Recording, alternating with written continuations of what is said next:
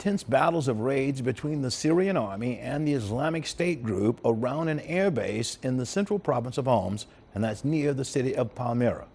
The Syrian Observatory for Human Rights, a group which opposes the Syrian government, says the conflict near the T4 airbase was coupled with airstrikes on the Islamic State fighters.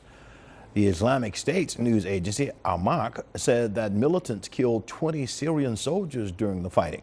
Syria's state-run Sana'a news agency said the Syrian Air Force attacked several Islamic State positions in the countryside.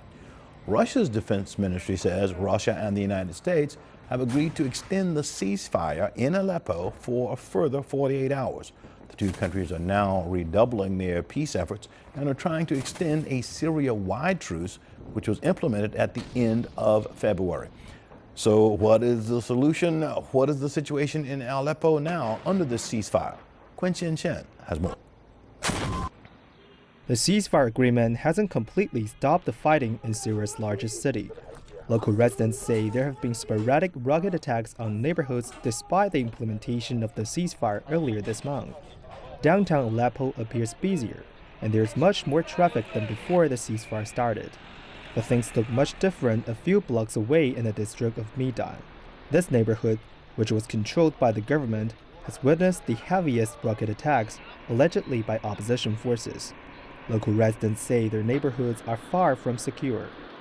A homemade rocket made from a gas cylinder hit this building yesterday at around 5 p.m. The entire apartment was destroyed. 3 people were killed and 11 were injured. A business owner who lives near the destroyed 6-story building said that similar rocket attacks used to occur on a regular basis before the ceasefire. They continue to occur today, but not as often. This is the 5th or 6th time I've seen a rocket attack. We have got used to it. The situation this week is better than last week.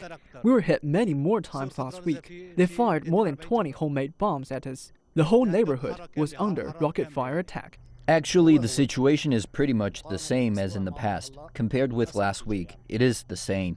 It's just that the number of attacks was a little bit higher last week. Rocket attacks continue here despite the truce, but it's harder to determine the situation in Aleppo's rebel-controlled districts, and nobody knows what will happen after the ceasefire expires. Chen, CCTV.